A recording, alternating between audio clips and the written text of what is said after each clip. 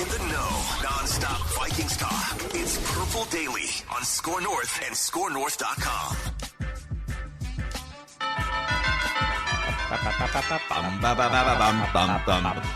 Ranking the quarterbacks, ranking the quarterbacks, ranking the quarterbacks. It's our Saturday checkdown episode. We're going to give you a short little episode here, something that we don't want to hit the cutting room floor from the week. Good Morning Football. Great show, by the way.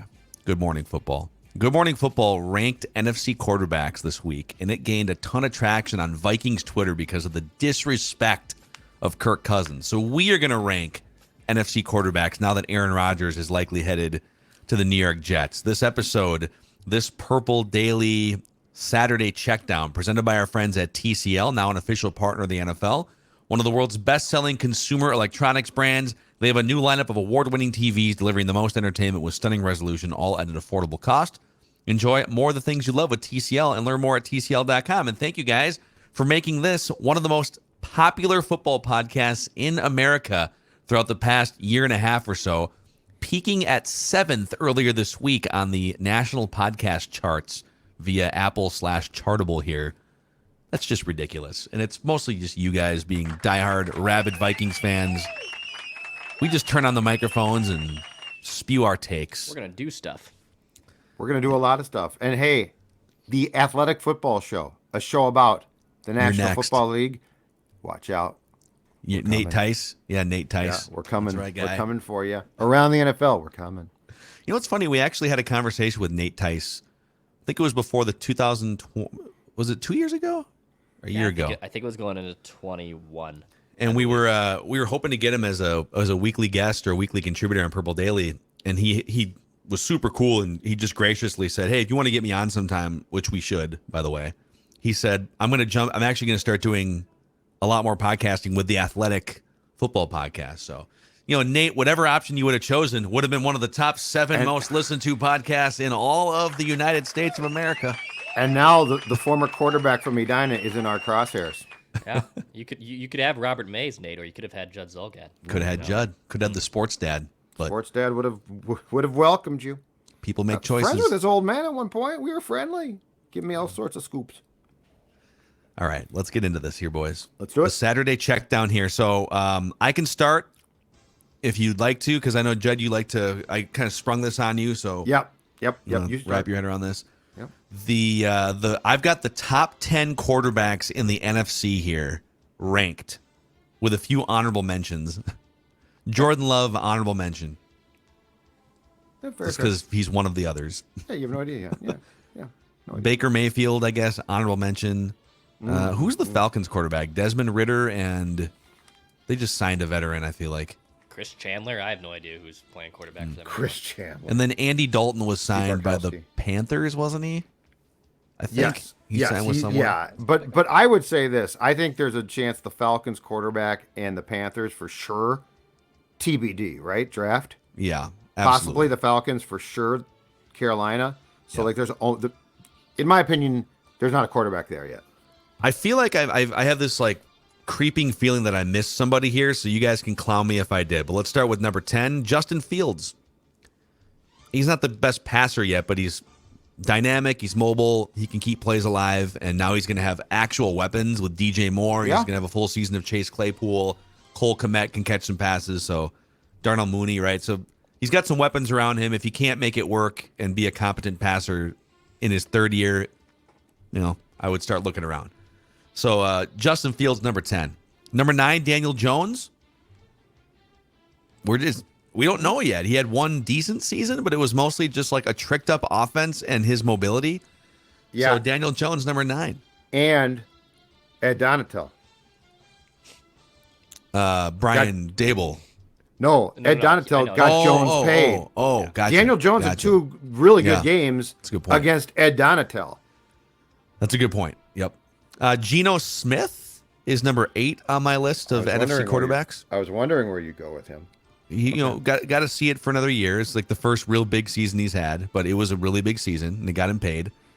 Number 7, I think he would have been higher before if he would have made his way to the NFC before last season, but he was such a train wreck last year. Derek Carr. 7th with room to grow back up to maybe like 5th or Forgot about something. Carr. Jared Goff is number 6. Jared Goff, people Interesting. clown him because he had a couple bad years there with the Rams, and maybe he hasn't lived up to being like the number 1 overall pick. But Jared Goff has had a couple really good seasons and one really good year for sure with the Lions. He was a big reason why that team went on to win 9 games. Number 5, healthy Kyler Murray, if I could. If he's healthy, he's definitely one of the 5 best quarterbacks in the NFC. And the best version of him is probably closer to like the 2nd or 3rd best quarterback in the NFC. But there's just some weird leadership stuff there and I don't know what to make chemistry of him now. stuff. I love So- the athletic ability, but I have no idea what to make of him mentally. Yeah. Just kind of weird, man. These stories that come out about his devotion to video games over his devotion to football, just kind of bizarre. That's COD, man. We're all addicted to it. This is where it gets controversial. God, I have Kirk Cousins as the 4th best quarterback in the NFC. Interesting. Okay. Okay. Behind, or maybe tied with, Dak Prescott. Okay. Both guys are very similar. They're both sort of mid-round draft picks that have become $40 million quarterbacks and franchise leaders, but they leave a little bit to be desired. They both have flashes of looking like top 10 guys across the league. They're both very, very, very similar. But I give. If you told me right now, gun to the head, which quarterback would you want for the next 2 or 3 years? I'd say Dak Prescott. So just a slight edge. Don't kill me for it.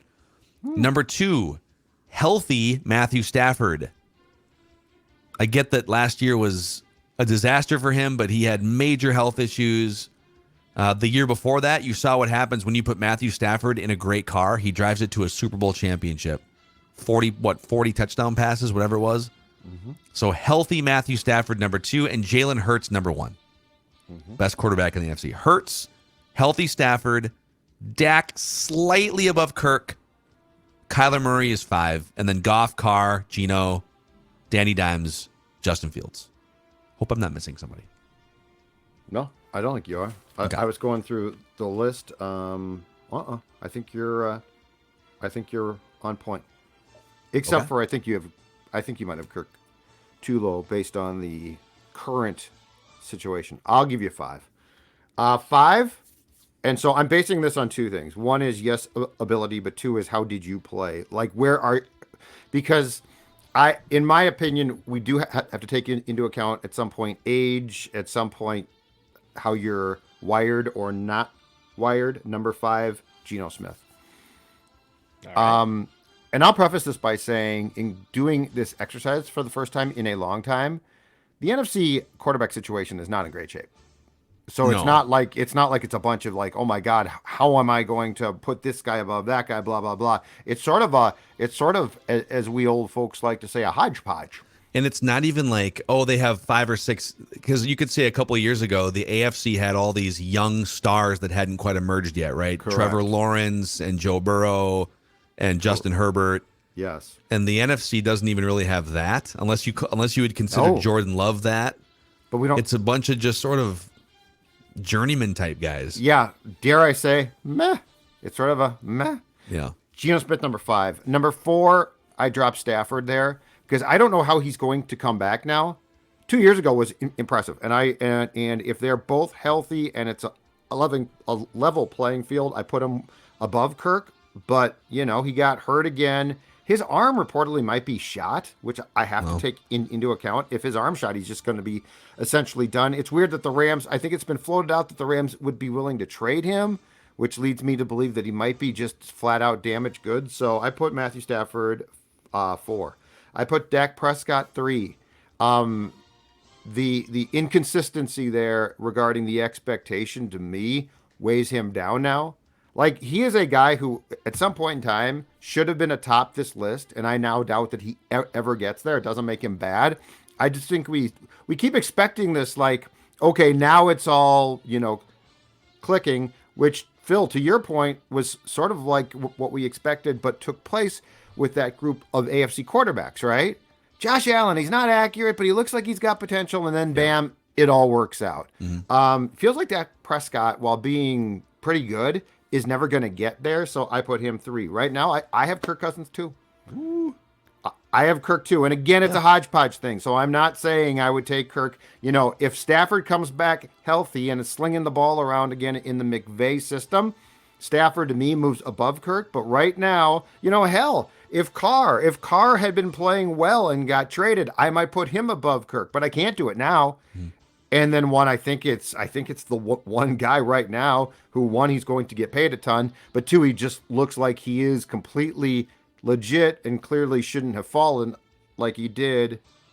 Jalen Hurts. I guess my sixth guy with room to move in, because I like where he's trending, but I just don't know yet, is Justin Fields. Yeah, he needs to prove it at this point. But I mean, the Bears are committing to him, and they could have taken a quarterback. So if the Bears, and again, this is a big if the Bears know what they're doing, they have definitely picked their path, which I find intriguing. And I do like what he can do. But right now, I go Hurts 1, Cousins 2, Prescott 3, Stafford 4 with an asterisk almost, and Geno Smith 5 is sort of the poster child for how I perceive the NFC quarterback race this time. All right. What about you, Dex? Where are you at with this? Pretty similar to Judd's list. Couple tweaks. Number 5 for me, give me Jared Goff. I think Goff kind of revitalized himself a little bit. I think he kind of shedded the bust label after, he went to the Super Bowl with the Rams, which was great, but then just was kind of a guy. But then last year down the stretch, I mean, you could make a case from the second half of the season on, he was legitimately one of the best quarterbacks in the NFL. He was brilliant. He was he threw for 4,400 yards and had so his QBR, I think, was certainly above Cousins. It was above Dak, if you just want to go off that. It's not a perfect metric, but no, it's a good point. He was damn good. Give me him at 5. I'll put Dak 4. Dak is in the same bin. You could scramble, honestly, Cousins and Dak and Goff kind of in the same bin at this point. And if someone wants to rank one of them higher than the other, I wouldn't fight you too much on that. But I think we've seen the ceiling of Dak. Like I don't. There's not another gear to Dak. Dak is Dak, and he's going to be overpaid a little bit. He's a good quarterback. Certainly isn't great, but I'll have him at 4. I'll take Stafford 3. And I know he battled the injuries. The elbow injury kind of lingered for a while. I don't know if he dealt with anything else, but yeah, he just had an injury-riddled season. But when he gives a good car, he can drive it. He's a number 1 overall pick. He put up good numbers in Detroit, was held back for a while. But I'll have him at 3. I have Kirk at 2. I think Kirk Cousins is the second best quarterback in the NFC right now. And obviously that means Jalen Hurts is 1. But when you look at the QBs in the AFC and the NFC, man, it's a humongous difference. The AFC is just absolutely loaded. But I think when you look at the body of work of and especially what Cousins did last year, I think he is indeed the second best quarterback in the NFC. So I will go Hurts 1, Cousins 2, Stafford 3, Dak 4, Jared Goff 5. Boom. No love for Andy Dalton, huh? No love for Andy Dalton. No. I'm amazed he's still playing. Good for that guy. He is a genius. He has become the modern day Gus Frerotte. Dude, if you bounce can around and get paychecks. Yeah, well, if you're good in the meeting room and you can come in and just not be a total train wreck sometimes as a backup, you can make 7 figures for 10 more years. It's great. And that speaks to loving football. Like those guys, they love the paycheck, but they must love football too. Yeah. I want to hit you guys with a mock here before we say goodbye. We've been doing the mock draft roundups on both Mackie and Judd and Purple Daily, just keeping track on, which players are going where. So we did a PFF 3-round mock where Quentin Johnston, the wide receiver from TCU, went to the Vikings a couple days ago. So we've done 24 of these mocks. Still more than half of the picks have been cornerbacks. 5 have been wide receivers.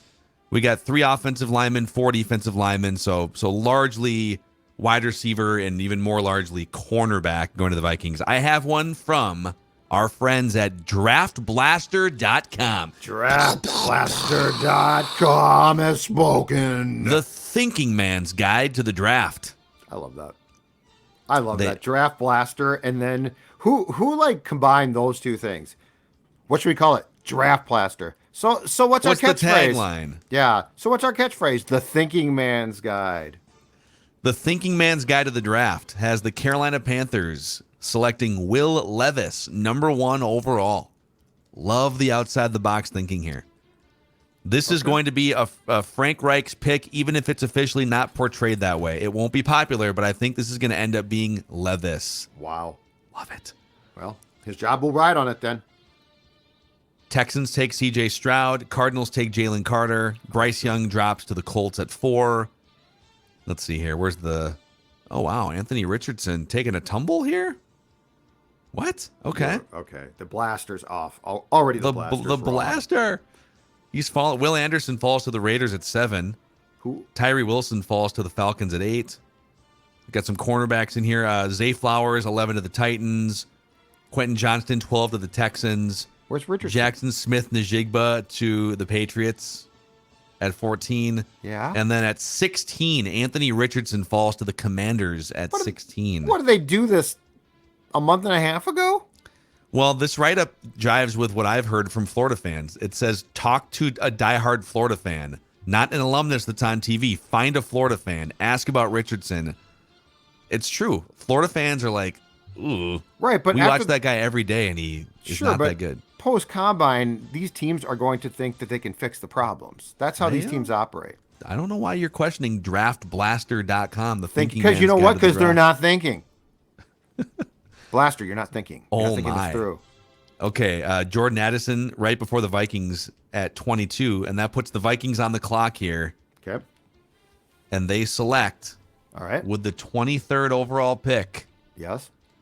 Out of the University of Minnesota, row the boat, Ski-U-Mah, Go-Gophers, John Michael Schmitz. I want a mock. Here it is, boys. Here it is. I was ready for it. I was ready for it to go for flag. I will say, this mock may have happened like the day before the Bradbury news, but it says center, full stop. Even though this team needs to put in a new defense, probably they have to get that center position stabilized. The obvious answer is right down the road.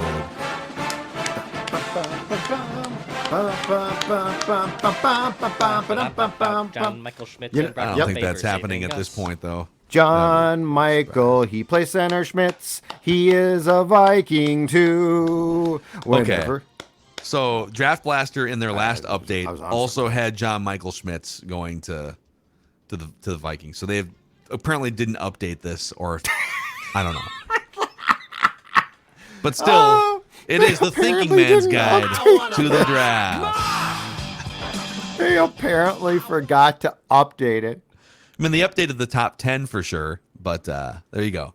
All right, that's What's your their Saturday premium check service down. cost, Phil? Do they have one? Let's see.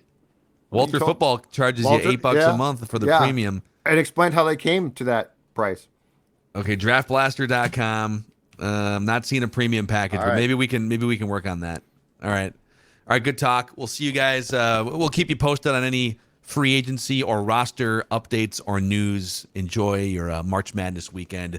Daily Vikings entertainment, Purple Daily.